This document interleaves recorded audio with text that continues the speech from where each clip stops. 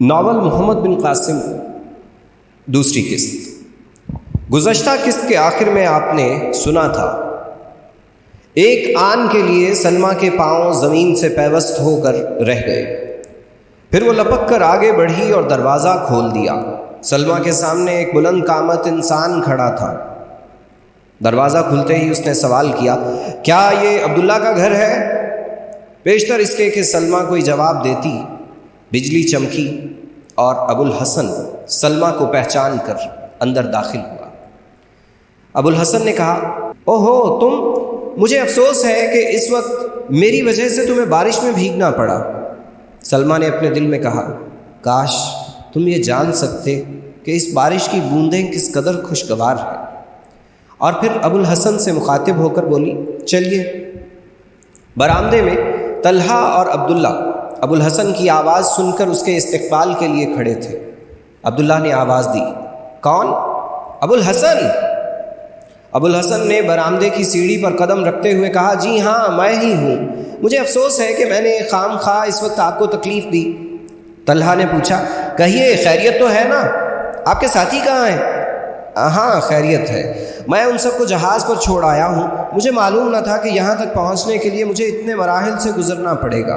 راستے میں ایک دفعہ پھسلا، 2 مرتبہ ندی میں گرا، 5 مکانات کو آپ کا مکان سمجھ کر آپ کو وہاں کھڑے ہو کر آوازیں دی۔ ایک گھر کے چند فرش شناس کتوں نے میرا استقبال بھی کیا۔ عبداللہ نے سلمیٰ کو آواز دی۔ سلمیٰ ابھی بے خودی کے عالم میں برآمدے سے باہر کھڑی تھی۔ آج بھی بارش کے قطرے اس کے رخساروں کے آنسو دھو رہے تھے، لیکن یہ خوشی کے آنسو تھے۔ باپ کی آواز سن کر وہ چونکی اور بھاگتی ہوئی برآمدے میں داخل ہو گئی۔ کیا ہے ابا جان؟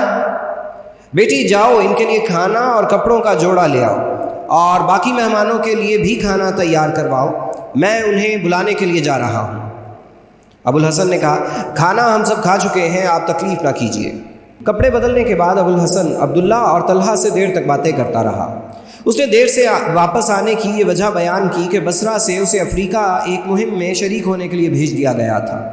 7ویں دن عبداللہ کی رضامندی نے سلمیٰ اور ابو الحسن کو رشتہ ازدواج میں منسلک کر دیا۔ 3 سال کے بعد ابو الحسن شہر میں اپنے لیے ایک خوبصورت مکان اور اس کے قریب ایک مسجد تعمیر کروا چکا تھا۔ اس کی دیکھا دیکھی اس کے چند ساتھی بھی اس شہر میں آباد ہو گئے۔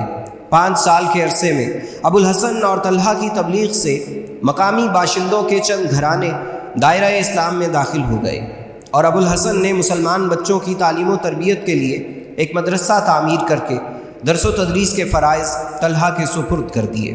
عبداللہ کی بدولت اس کی تجارت کو بہت فروغ ہوا۔ شادی کے دوسرے سال اس کے ہاں ایک لڑکا اور چوتھے سال ایک لڑکی پیدا ہوئی۔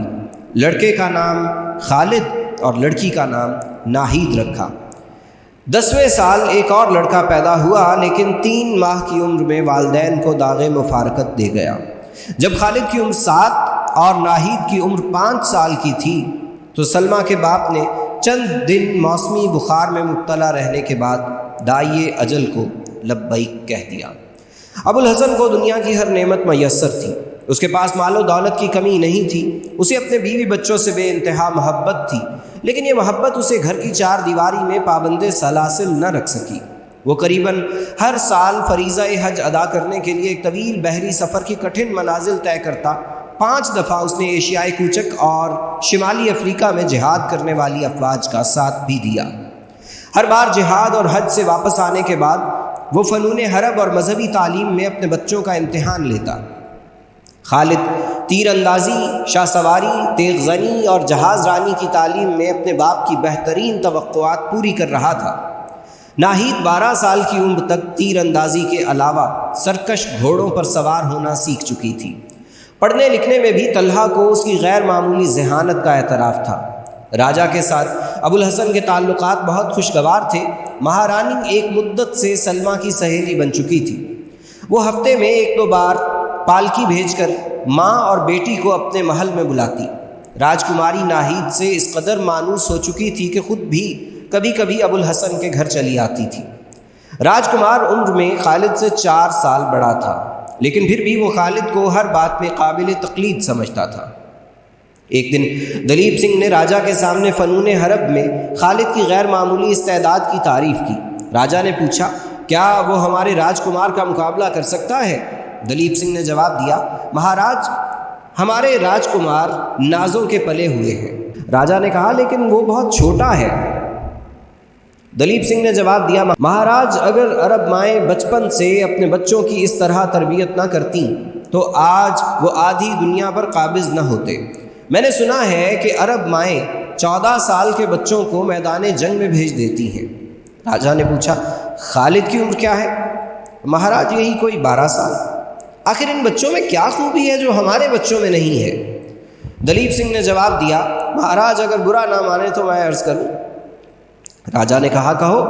مہاراج، ہم میں اور ان میں ایک بنیادی فرق ہے، وہ یہ کہ ہم بے شمار دیوتاؤں کو مانتے ہیں۔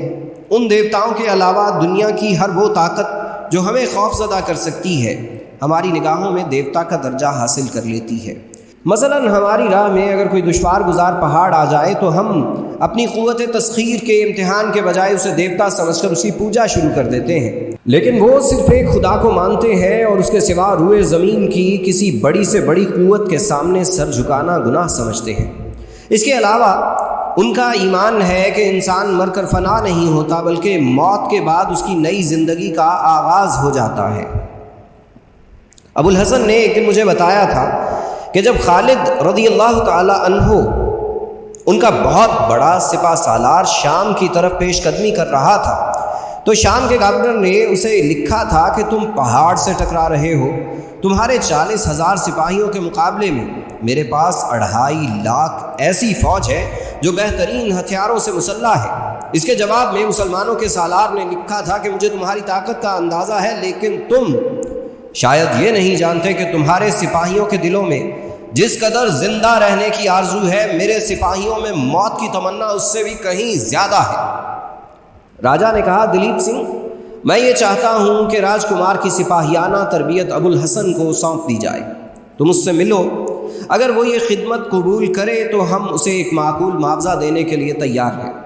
دلیپ سنگھ کے کہنے پر ابو الحسن نے راجا کی دعوت خوشی سے قبول کر لی، لیکن کوئی معاوضہ لینے سے انکار کر دیا۔ 2 سال کی تربیت کے بعد ابو الحسن نے راجا سے کہا، اب آپ کا بیٹا فنون سپاہ گری میں اس ملک کے بہترین نوجوانوں کا مقابلہ کر سکتا ہے۔ راجا نے پوچھا، لیکن میں یہ جاننا چاہتا ہوں کہ کیا وہ تیر اندازی اور شہ سواری میں خالد کا مد مقابل ہے یا نہیں؟ ابو الحسن نے جواب دیا، خالد نے اس عمر میں تیر کمان سنبھالا تھا جب آپ کا راجکمار کھلونوں سے دل بہلایا کرتا تھا، اور اس عمر میں گھوڑے کی پیٹھ پر بیٹھنا سیکھا تھا جس عمر میں راجکمار کو نوکر کندھوں پر اٹھائے پھرتے تھے۔ خالد فطرتاً ایک سپاہی ہے اور راجکمار فطرتاً ایک شہزادہ ہے۔ راجا نے پوچھا، اور راجکمار تیز زنی میں کیسا ہے؟ ابو الحسن نے جواب دیا، وہ خالد سے عمر میں بڑا ہے، اس کے بازو بھی اسی قدر مضبوط ہیں۔ میں نے دونوں کا مقابلہ کروا کے تو نہیں دیکھا، لیکن میرا خیال ہے کہ وہ خالد کی نسبت زیادہ آسانی سے تلوار گھما سکتا ہے۔ راجا نے بیٹے کو بلا کر پوچھا، کیوں راجکمار، تم اپنے استاد کے بیٹے سے تلوار کے 2 ہاتھ دکھانے کے لیے تیار ہو؟ راجکمار نے جواب دیا، نہیں پتا جی، خالد میرا چھوٹا بھائی ہے، اگر میں ہار گیا تو مجھے شرم آئے گی، اور اگر وہ ہار گیا تو بھی مجھے کو شرم آئے گی۔ ابو الحسن کی شادی کو 18 برس گزر چکے تھے۔ خالد کی عمر 16 اور ناہید کی عمر 14 برس کی ہو چکی تھی۔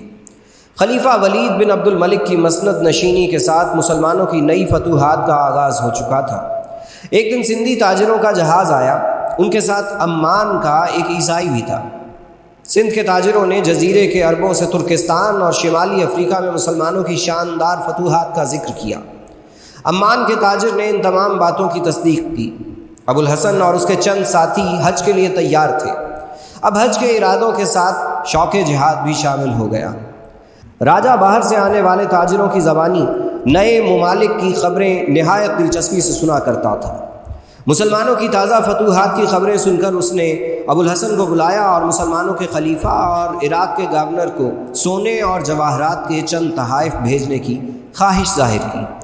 ابو الحسن نے جواب دیا، میں خوشی سے آپ کے تحائف ان کے پاس لے جاؤں گا۔ سندھ کے تاجروں نے اپنا مال فروخت کیا اور نیا مال خرید کر لوٹ گئے۔ ان کے جانے کے چند دن بعد ابو الحسن اور اس کے ساتھی سفر حج کے لیے تیار ہو گئے۔ اس سال سرندیپ کے 9 مسلموں کے ساتھ حج پر جانے والے عربوں کی تعداد بھی معمول سے زیادہ تھی۔ طلحہ اور اس کے علاوہ 3 اور عرب تاجر حج پر جانے والوں کے گھروں کی دیکھ بھال کے لیے پیچھے رہ گئے۔ بعض عرب اپنے کمسن بچوں کو طلحہ کی حفاظت میں چھوڑ کر بیویوں کو بھی ساتھ لے گئے اور بعض اپنے اہل و عیال کو گھروں میں چھوڑ کر گئے۔ ابو الحسن اپنی بیوی اور بچوں کو ساتھ لے جانے کا ارادہ کر چکا تھا، لیکن سفر سے 3 دن قبل سلمہ اچانک بیمار پڑ گئی، لہٰذا اسے یہ ارادہ ملتوی کرنا پڑا۔ خالد عقاب کے اس بچے کی طرح جو پر نکلنے کے بعد گھونسلے میں پھڑپھڑا رہا ہو، میدان عمل میں اپنے سپاہیانہ جوہر دکھانے کے لیے بے قرار تھا، لیکن ماں کی علالت نے اسے گھر ٹھہرنے پر مجبور کر دیا۔ ابو الحسن نے وعدہ کیا کہ واپس آتے ہی اسے عرب کی سیاحت کے لیے ضرور بھیجے گا۔ رخصت کے دن سلمہ کو سخت بخار تھا، لیکن وہ انتہائی تکلیف کے باوجود بستر پر نہ لیٹی۔ شوہر کو الوداع کہنے سے پہلے اس نے سراپا التجا بن کر کہا، دیکھیے میں بالکل تندرست ہوں، مجھے ساتھ لے چلیے، اپنا وعدہ نہ بھولیے۔ ابو الحسن نے مغموم سا ہو کر جواب دیا، نہیں سلمہ، جہاز پر موسمی بخار تمہیں بہت تکلیف دے گا، تم تندرست ہو جاؤ گی تو میں دوسرے سفر میں تمہیں ساتھ لے چلوں گا۔ دیکھو میں تمہاری تیمارداری کے لیے خالد اور ناہید کو چھوڑ کر جا رہا ہوں، طلحہ بھی تمہارا خیال رکھے گا۔ اس نے آنکھوں میں آنسو بھرتے ہوئے کہا، نہیں نہیں، مجھے ضرور لے چلیے، میں آپ کے ساتھ ہر تکلیف کو برداشت کر سکتی ہوں۔ ابو الحسن نے کہا، سلمہ ضد نہ کرو، دیکھو تمہاری نبض کس قدر تیز ہے، بخار سے تمہارا چہرہ سرخ ہو رہا ہے، تم نے کبھی سمندر کا سفر نہیں کیا، میں جلد واپس آ جاؤں گا۔ وہ بولی، نہیں، اس دفعہ مجھے معلوم ہو رہا ہے کہ آپ کا سفر بہت لمبا ہے اور میں شاید بہت دیر تک آپ کا انتظار نہیں کر پاؤں گی۔ ابو الحسن نے مغموم صورت بنا کر جواب دیا، سلمہ تم رو رہی ہو، کئی برس ہوئے میں نے تمہیں یہ بتایا تھا کہ مسلمان عورتیں مجاہدوں کو رخصت کرتے وقت آنسو نہیں بہایا کرتی۔ ان الفاظ نے سلمہ پر جادو کا سا اثر کیا۔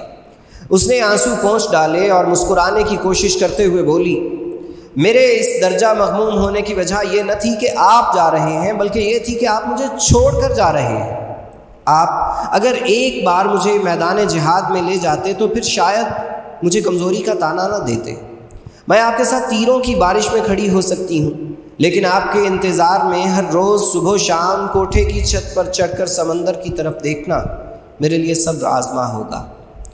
ابو الحسن نے جواب دیا، یہی سب عورتوں کا جہاد ہے، جو کام مرد میدان میں نہیں کر سکتے وہ عورتیں گھر کی 4 دیواری میں بیٹھ کر سکتی ہیں۔